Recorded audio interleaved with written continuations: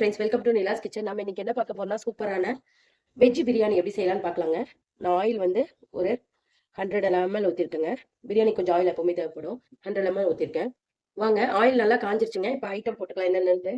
நான் ஒரு 3 பிரியாணி லீஃபு, 2 ஏலாச்சி, 3 பட்டை, கிராம்பு ஒரு 4ங்க, ஒரே ஒரு பீச்சு சோம்பு எடுத்திருக்கேன். இதெல்லாம் போட்டுக்கலாம். பாருங்க எவ்வளோ சூப்பராக போடுது. ஆயில் நல்லா காஞ்சிருச்சுங்க. இந்த ஸ்டேஜ்ல ஒரு 3 பெரிய வெங்காயம் எடுத்து கட் பண்ணி வச்சிருக்கேன். ஸ்லைட்டா போட்டுக்கிறேன்.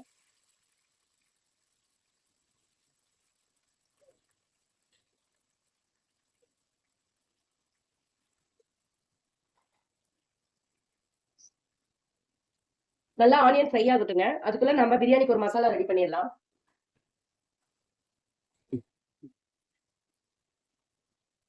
இப்போ ஃப்ரை ஆகட்டும் ஆனியனு. நான் இப்போ வந்து பிரியாணிக்கு ஒரு மசாலா ரெடி பண்ணிக்கிறேன். ஒரு 10 சின்ன வெங்காயம் எடுத்துக்கோங்க. அது கூட புதினா ஒரு சின்ன கையளவு எடுத்துக்கிறேங்க அரைச்சிக்கிறதுக்கு. கொத்தமல்லியும் அதே அளவு எடுத்துக்கோங்க. பாருங்க, இப்போ நான் ஒரு 5 பச்சை மிளகாய் சின்ன சைஸ்ல எடுத்துக்கோங்க. நல்லா ஃப்ரை ஆகணும், ப்ரௌன் கலர் ஆகட்டும். நமக்கு ஆனியன் பார்க்கலாம். நான் 2 டம்ளர் ரைஸுக்கு நான் அளவு சொல்லியிருக்கேங்க. இது நல்லா ஃப்ரை ஆகுது. இன்னும் கொஞ்சம் நல்லா ப்ரௌனிஷ் ஆகும் ஆனியனு.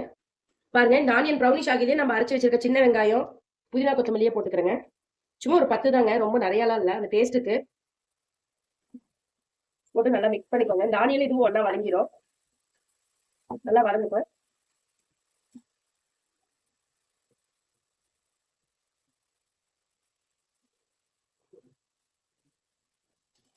இதுவும் நல்லா மாச்சாய் வரட்டுங்க. ஸ்டெப் பை ஸ்டெப்பா பண்ணுங்க, அப்பதான் டேஸ்ட் இருக்கும்.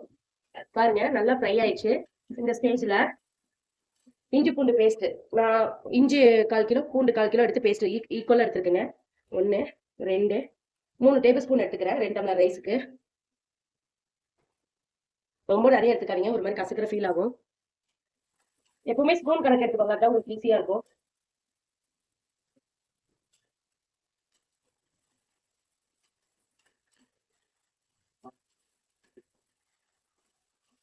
நல்லா ஃப்ரை ஆகட்டும்.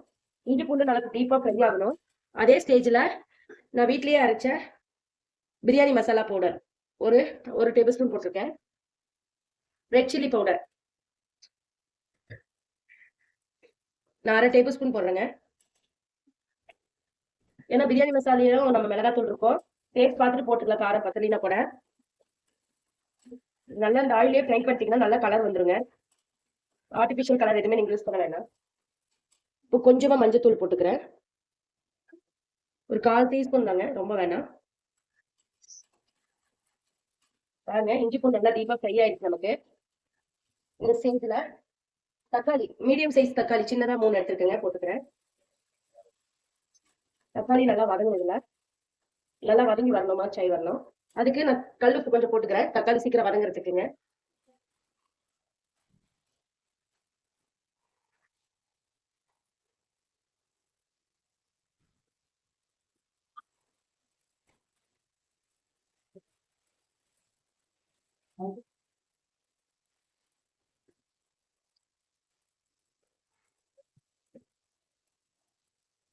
பாருங்க, உப்பு போட்டு நல்லா மிக்ஸ் பண்ணிக்கிறேன். நல்லா அடிக்கனமான இது குக்கர் எடுத்துக்கோங்க. ரொம்ப ஈஸியா செஞ்சிடலாங்க குக்கர்ல பிரியாணி. தக்காளி நல்லா மேட்ச் ஆகுங்களுக்கு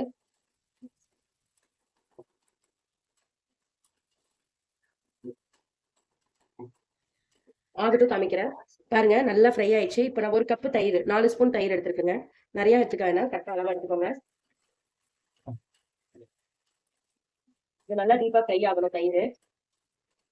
எனக்கு கொஞ்சம் காரம் பத்தல, அதனால கொஞ்சம் ஒரு 1/4 tablespoon red chilli powder add பண்ணிக்கிறேன். காரத்துக்கு ஏற்ற மாதிரி பார்த்து கூட கொஞ்சம் ஆட் பண்ணிக்கோங்க. இது நல்லா மிக்ஸ் ஆகுதுங்க. புதினா கொத்தமல்லி ஒரு கை போட்டுக்கிறேங்க. இதுல புதினா ஒரு கை, கொத்தமல்லி ஒரு கை போட்டுக்கிறேன். கரெக்டா இதுலயே போட்டு வதக்குனீங்கன்னா தான் நல்லா டேஸ்டும் மனம் எல்லாமே அதுல அப்சர்வ் ஆகி வருங்க நமக்கு. நல்லா வதங்கிட்டுங்க. நெக்ஸ்ட் நம்ம காய் போட்டுக்கலாம்.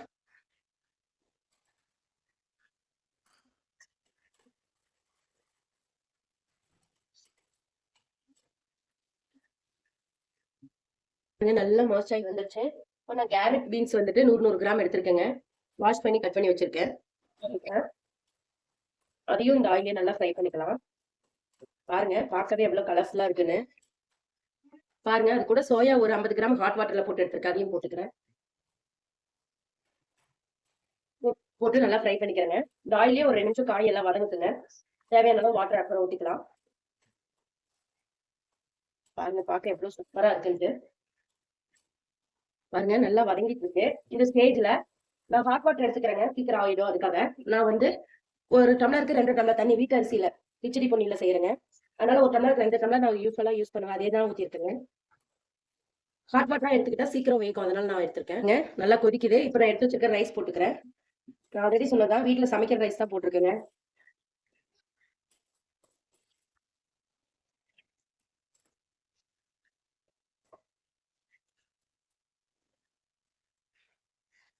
பாருங்க, இந்த ஸ்டேஜ்ல நெய் ஒரு 2 ஸ்பூன் நான் ஊத்துறேன்.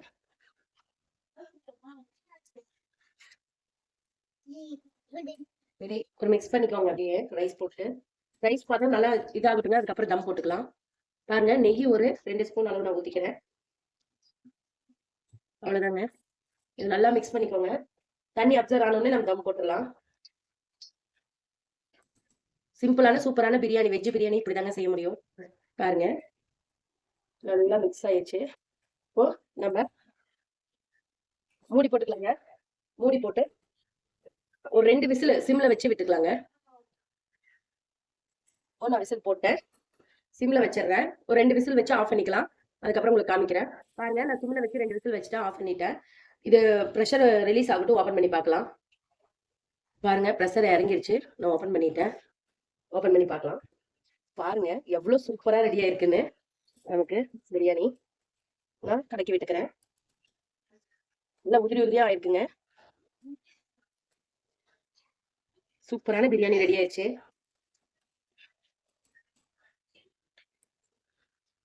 நான் சொன்ன மெத்தட்லயே ட்ரை பண்ணி பாருங்க, நல்லா இருக்கும். இந்த மாதிரி மிக்ஸ் பண்ணிக்கோங்க. கீழ இருந்து எடுத்து உடையாது நமக்கு, ஏன்னா நம்ம வீட்டு அரிசி செஞ்சதுனால உடைய சான்ஸே இல்லைங்க. பாருங்க, எவ்வளவு சூப்பரான பிரியாணி ரெடி. கண்டிப்பா நீங்களும் இந்த மாதிரி ட்ரை பண்ணி பார்த்து மறக்காம எனக்கு கமெண்ட் பண்ணுங்க. இந்த வீடியோ பிடிச்சிருந்தா லைக் பண்ணுங்க, ஷேர் பண்ணுங்க, மறக்காம சப்ஸ்கிரைப் பண்ணிடுங்க. தேங்க்யூ சோ மச் ஃபார் வாட்சிங். பாருங்க, சூப்பரா இருக்கு பிரியாணி, கலர்ஃபுல்லா. கண்டிப்பா ட்ரை பண்ணுங்க. Bye bye.